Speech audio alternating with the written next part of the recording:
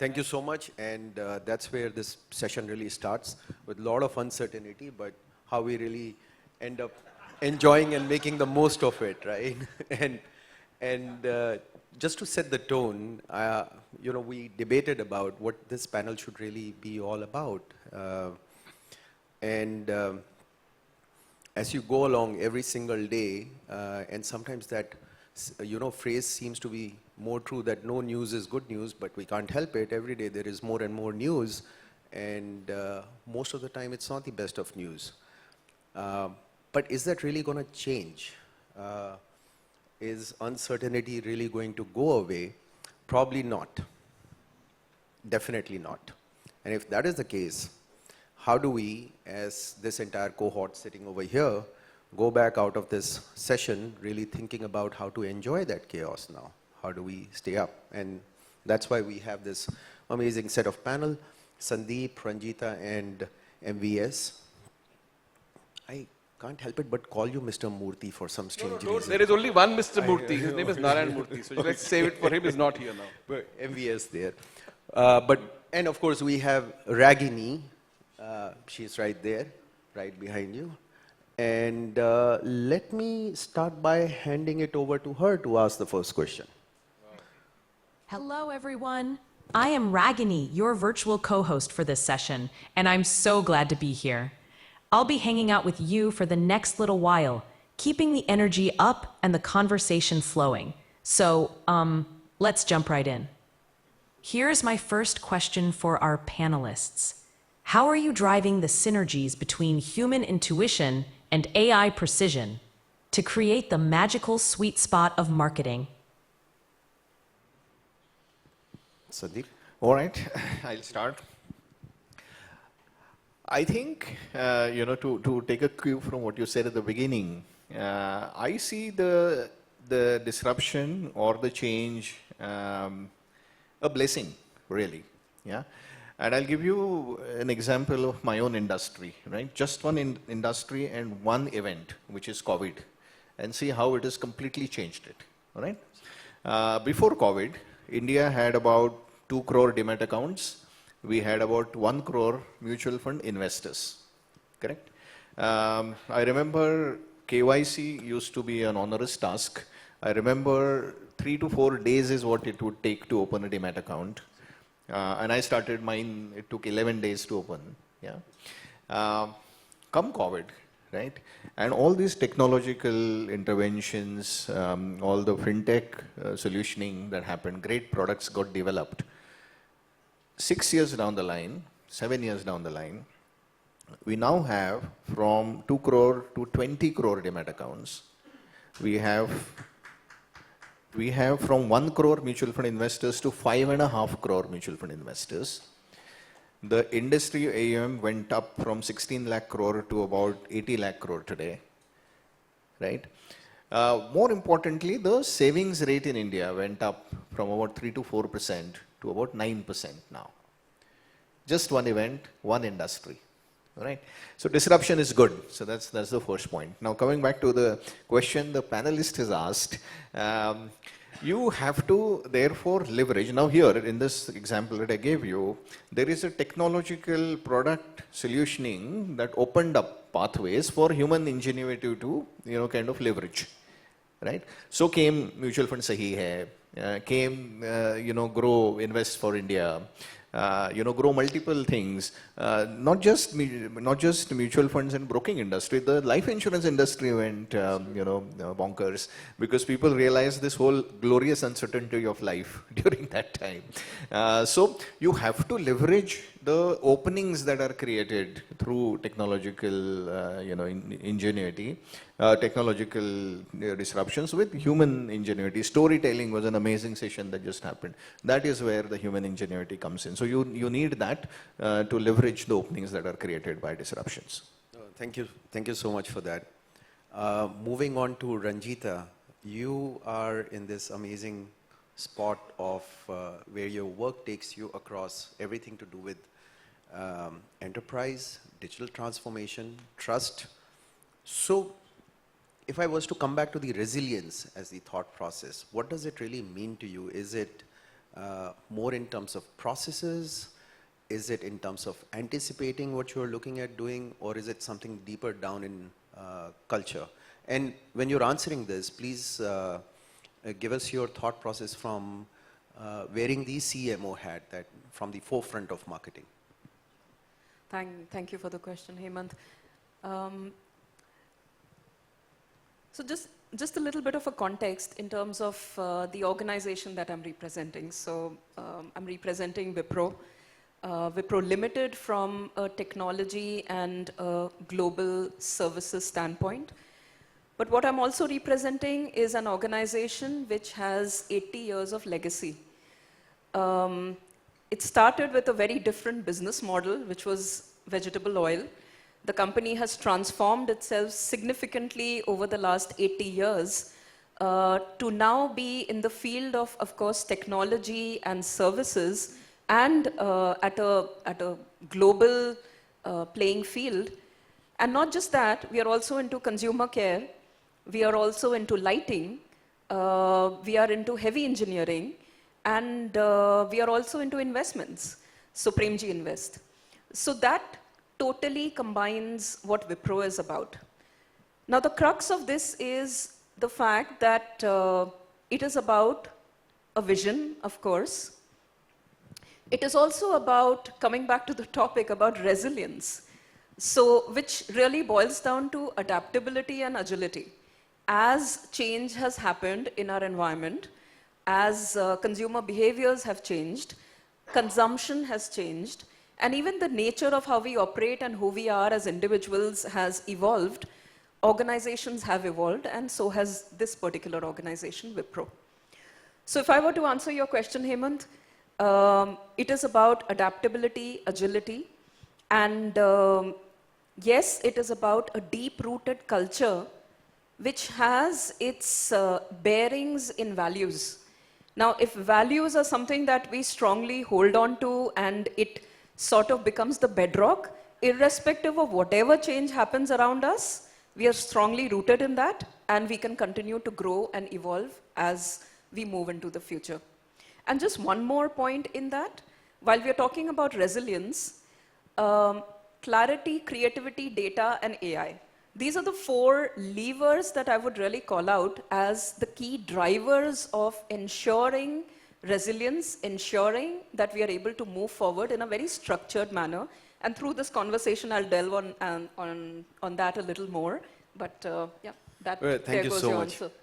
Thank you so much. I would like you to hold on to that thought of clarity, creativity, data, and Data AI. and AI. I'm coming back to you with another question on that. Yes. But before that, MVS. Well, you operate in a category where, which is like Sandeep just said, that which has seen more change in the last 5 years than the last 50. I mean, that's serious amount of change, and at a certain speed. So, how do you build trust and differentiation when uncertainty, as we call it right now, whether it's economic, whether it's digital, whether it's coming from a consumer behavior change? How do you build these 2 very strong qualities of trust and differentiation when everything else which is changing is always constant?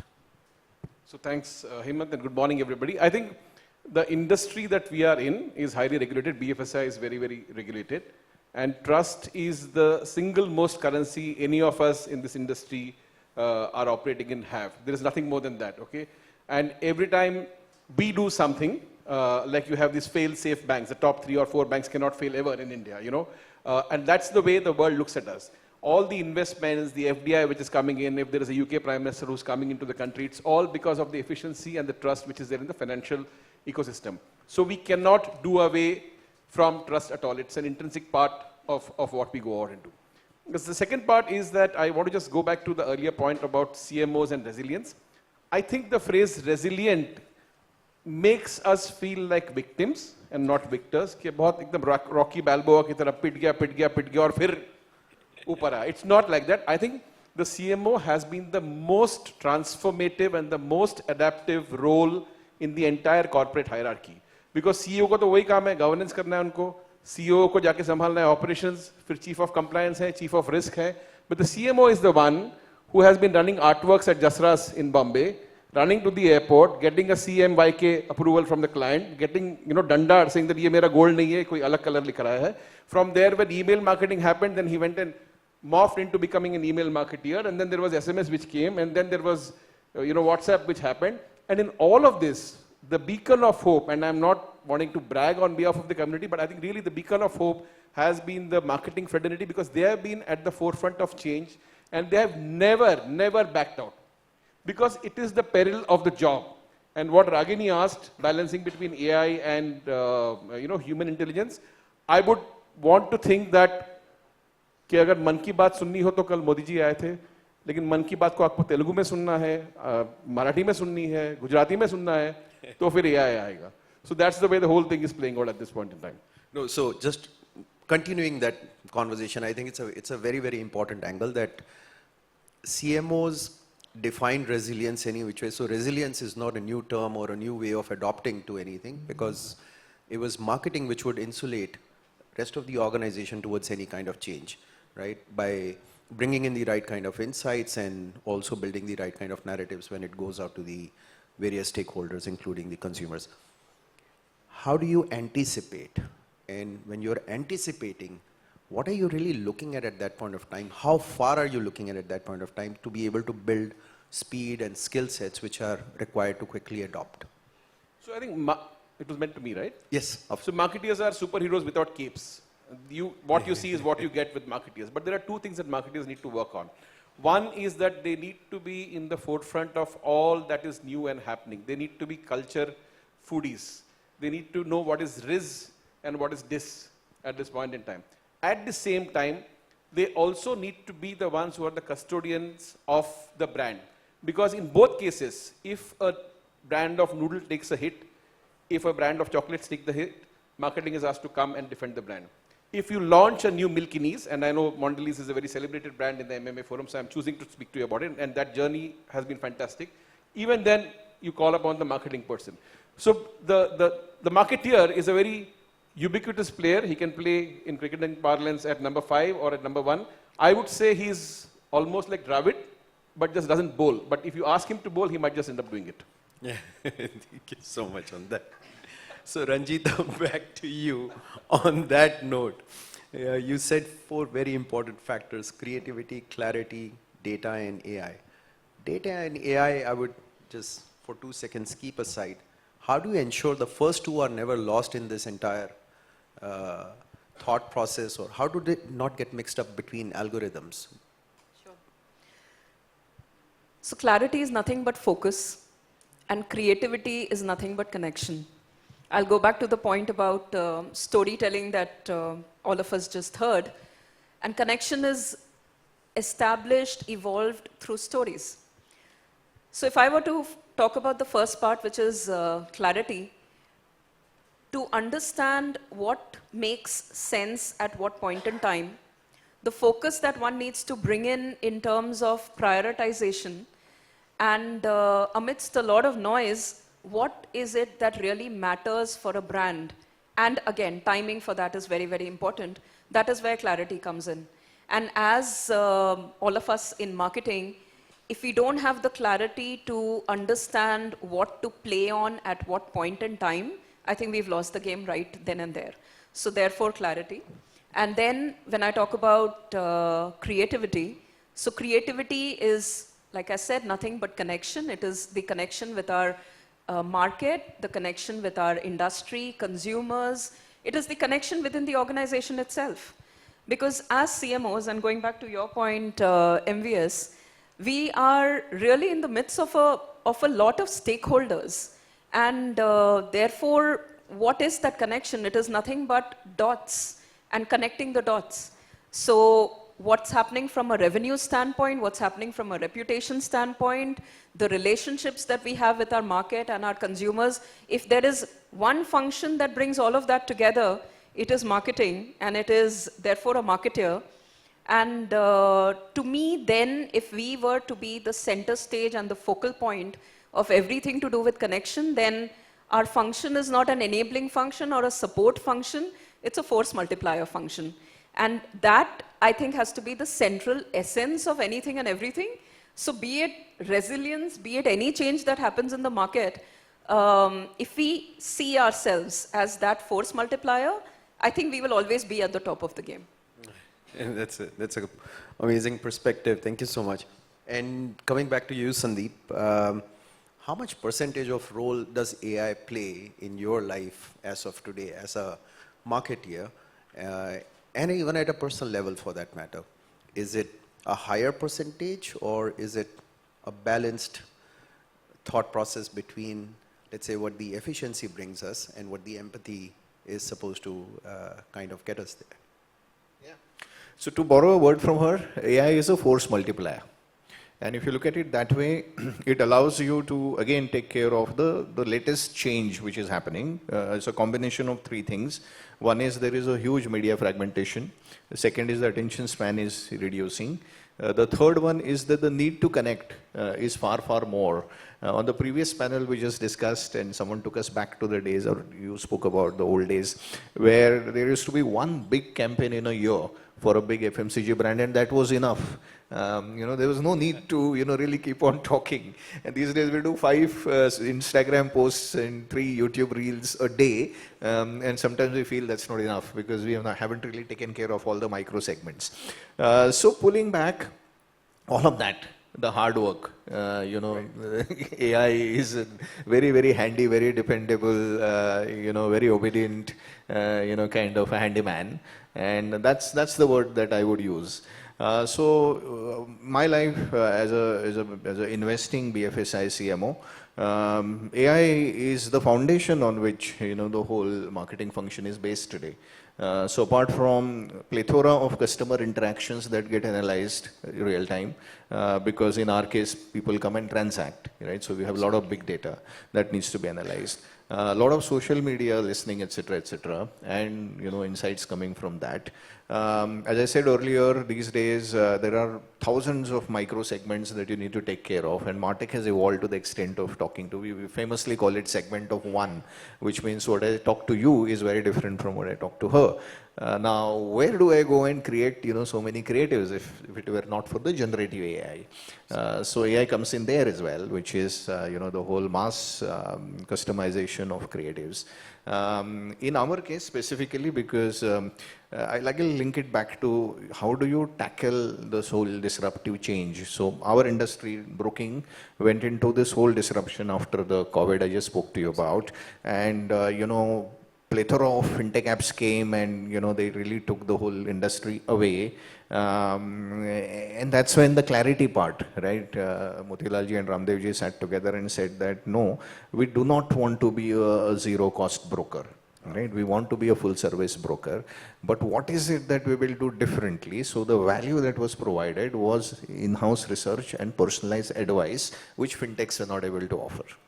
Right? So to deliver that differentiation, that the clarity, again AI comes into play. Right? So these days when you call a Motilal Oswal advisor, he gets to see your dashboard, he gets to see what Hemant has done in the past, what is the kind of person he is, what does he like, the last 10 trades, they were successful or not successful. What is it that I ought to suggest to him basis his, kind of thought process, basis which that conversation takes forward. So you cut down on 5 minutes of knowing who you are.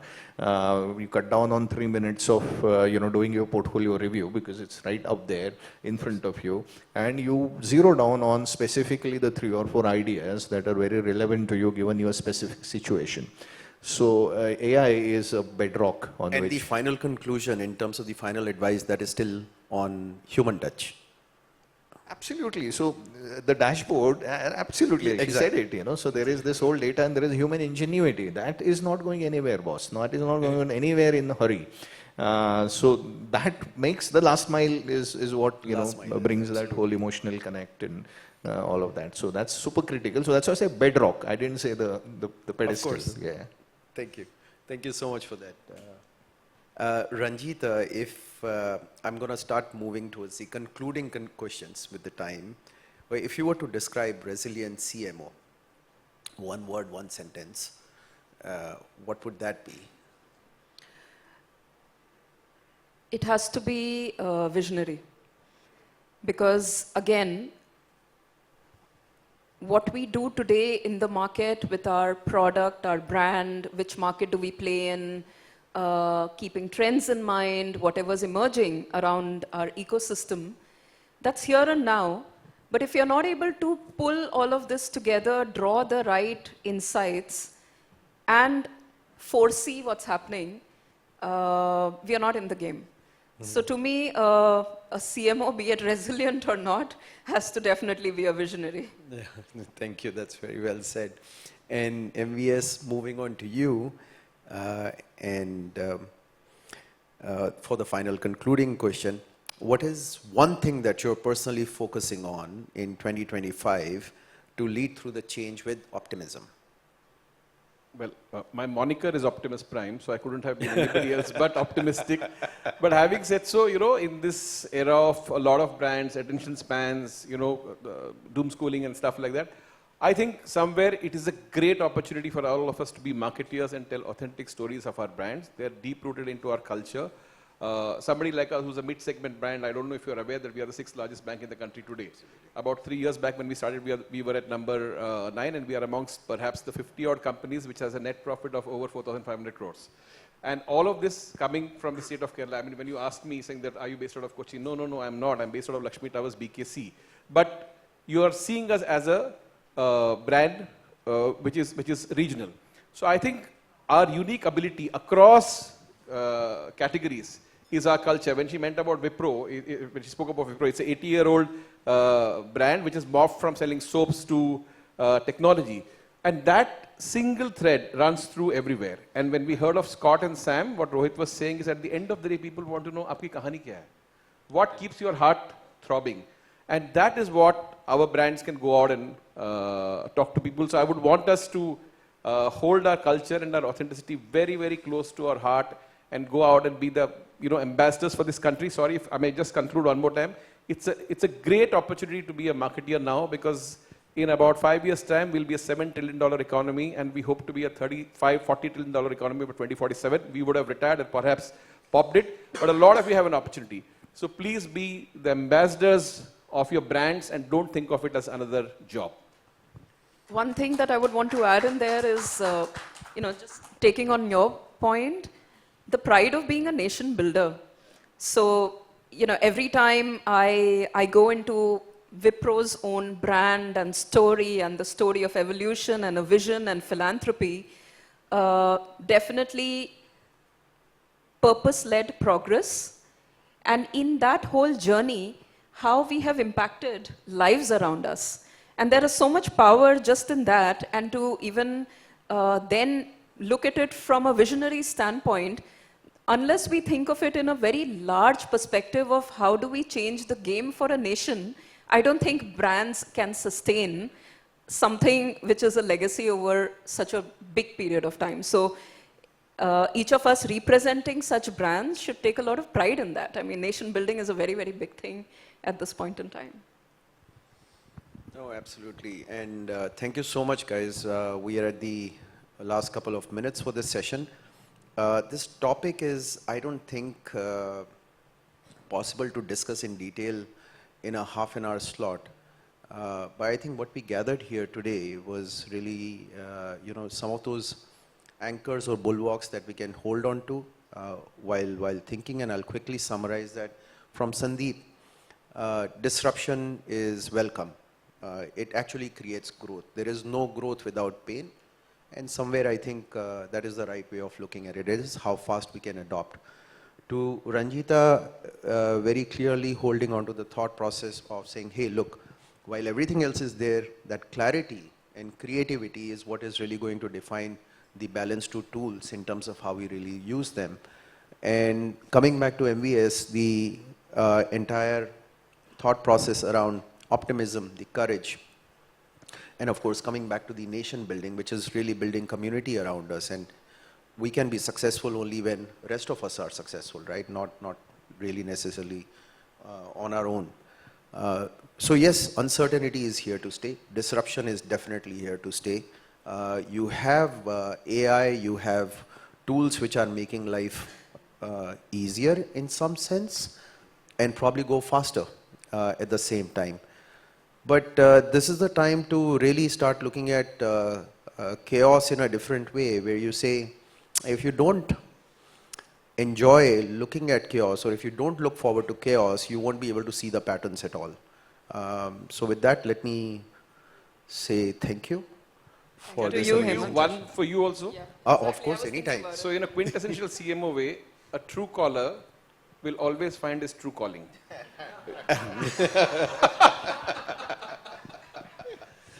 Absolutely. Thank you. Thank you so much, guys. Thank you very much. much.